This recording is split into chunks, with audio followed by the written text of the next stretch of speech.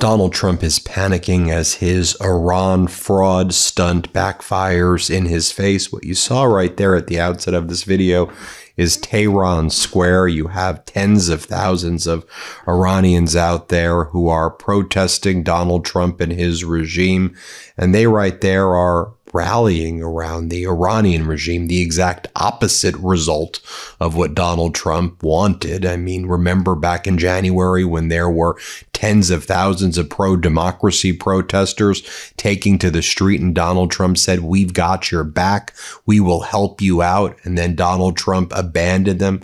Right now, we're seeing the opposite as Donald Trump is out there claiming that there was a great deal with Iran and the Strait of Hormuz is totally open and that American military forces are joining forces with the Iranian military and they will be collecting the nuclear material, the so-called nuclear dust together at the various Iranian nuclear facilities, and that Iran's it's a ridiculous thing to say that Iran's no longer going to be funding any proxy groups, any of the axis of resistance, whether it's Hezbollah or the Houthis or the Shiite militia groups in Iraq. Donald Trump says they've given me their word that they will not be funding any of those groups. And Iran's like, none of that is true. Like, quite literally, everything that Donald Trump said on Friday is 100% a lie.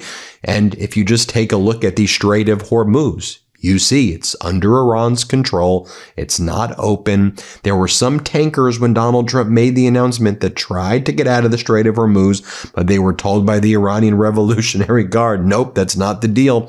What Iran said is that they will open it only to the extent you get permission from the Iranian Revolutionary Guard. It has to be a commercial ship, not a military ship. The Iranian Revolutionary Guard determines which ships pass. You have to pay a toll. You have to go through the Iranian-approved corridor, and Iran has asserted its dominance and control over the Strait of Hormuz, which did not exist before Donald Trump and Netanyahu went on this unlawful invasion and unlawful war of Iran. That's the status of where things actually are right now. So when Donald Trump posts from the official White House account and on his social media, when he calls up reporters who just spread his message like stenographers versus actually looking at what's happening, it needs to be called out. I mean, Donald Trump's post was, "The Strait of Hormuz is completely open and ready for business and full passage, but the naval blockade will remain in full force and effect as it pertains to Iran only until such time as our transaction with Iran is 100% complete. This process should go very quickly, and the most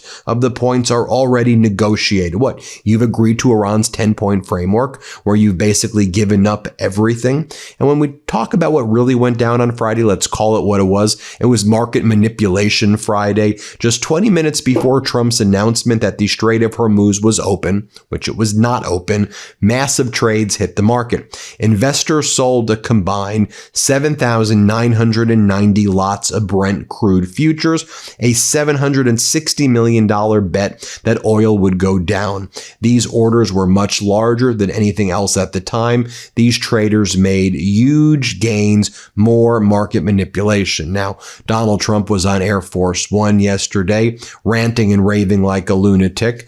And when reporters asked him, "So what happens if you don't have a deal by Wednesday with Iran?" Trump's like, "Well, I guess we'll start dropping bombs again." Here, play this clip. Excuse me, but in any event, we'll get it. Go ahead. If you don't have a deal by Wednesday when the ceasefire ends, will you extend the ceasefire or will you start attacks again? Maybe I won't extend it. Okay. But the blockade is going to remain.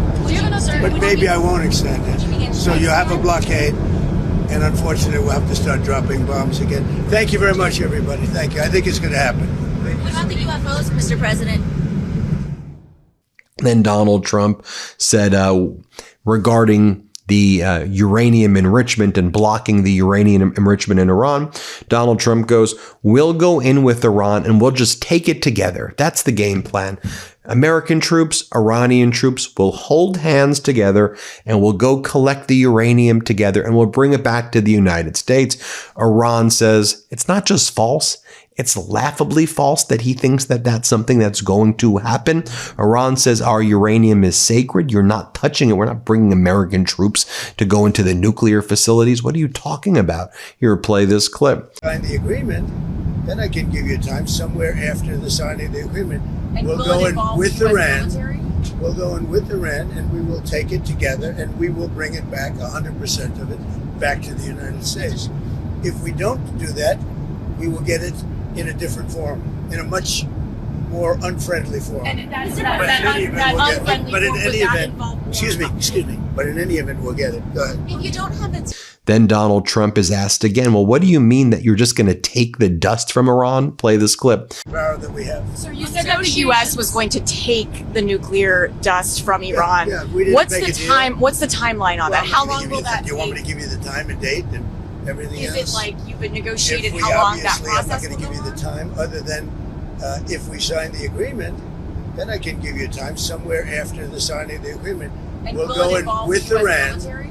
We'll go in with Iran, and we will take it together, and we will bring it back, 100% of it, back to the United States. If we don't do that, we will get it in a different form, in a much more unfriendly form. And that But in any event, we'll get it. unfriendly But in form, any would that event, involve war? excuse me. But in any event, we'll get it. Go ahead. If you don't have Just to be very clear, Iran says all of this is false. And you may be saying, what do you mean all of it is false? Every aspect, just 100%, just making this up. It's not tethered to any reality. And Iran has said before what its non-negotiables are, what it put in its 10-point framework. A reporter then says, so you told me that everything has been agreed to, but Iran says that none of this has been agreed to, that you've made up everything. Trump's like, they just have to say that so they look good at home.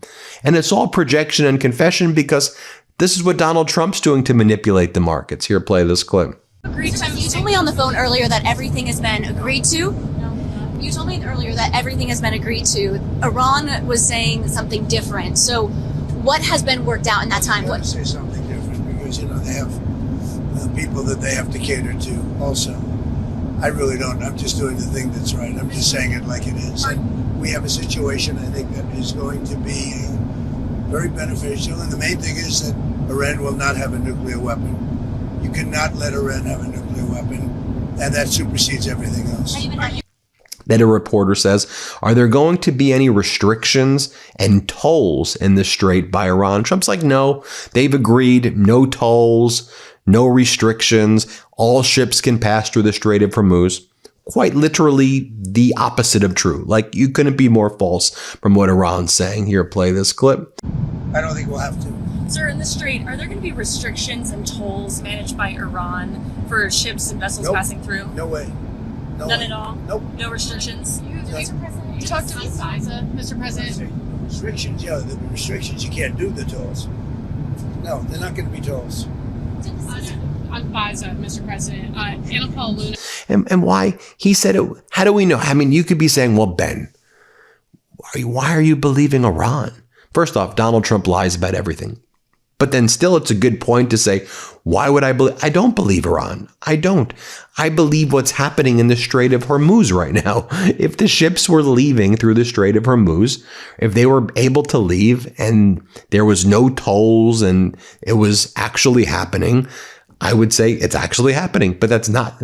The Strait of Hormuz is effectively controlled 100% by Iran, and the ships that have to go have to use the Strait of Hormuz, have to use the approved corridor by Iran.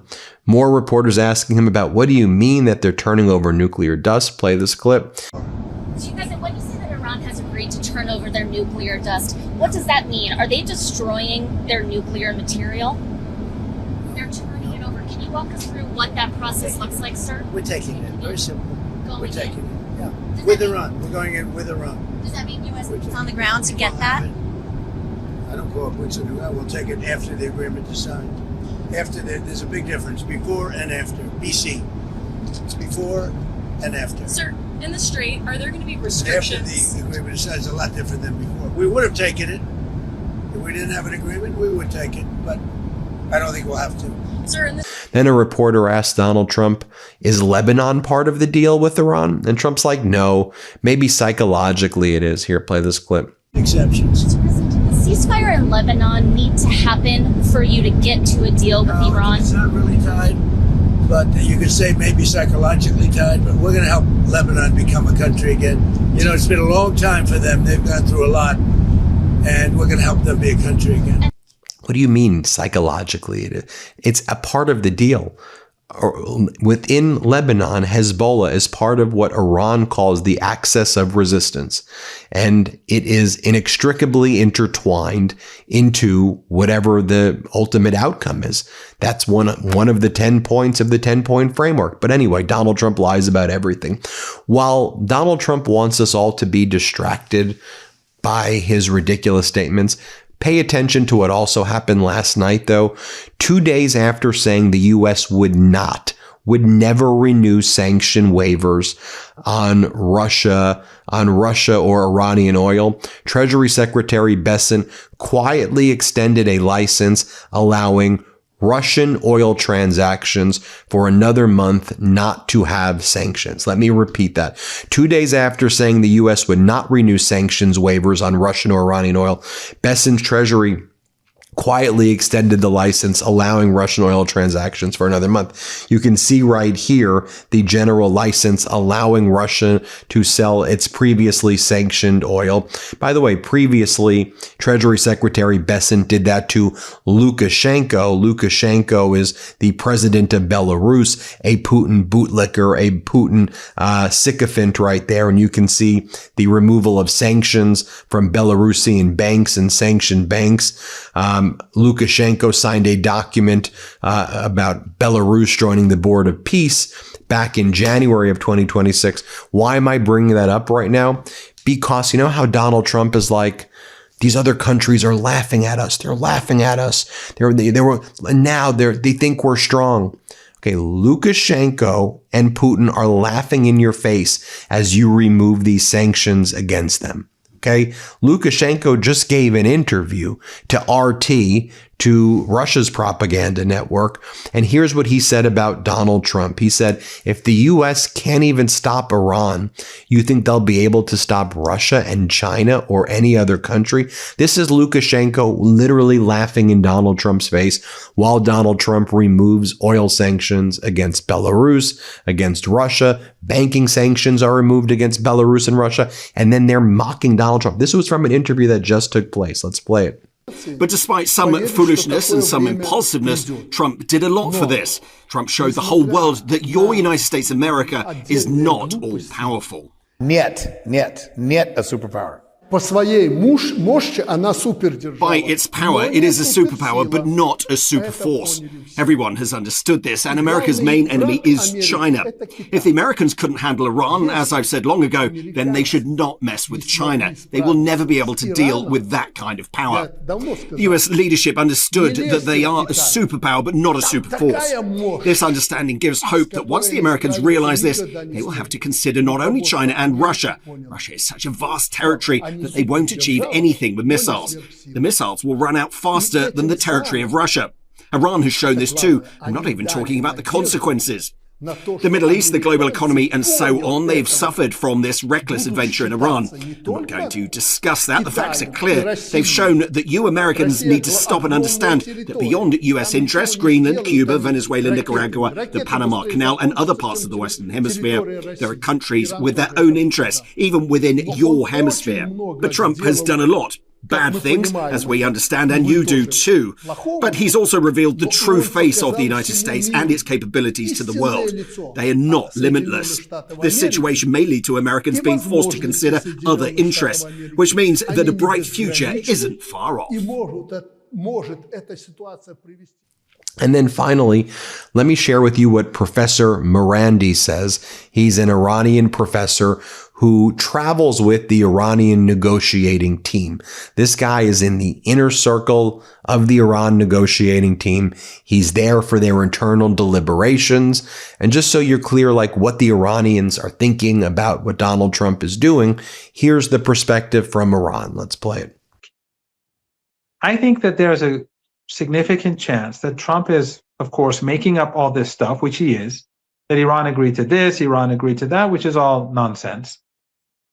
So that perhaps that when in 3 or 4 days, he can say Iran promised all these things, but now they've refused to abide by their commitments, non-existent commitments. You get what I'm saying?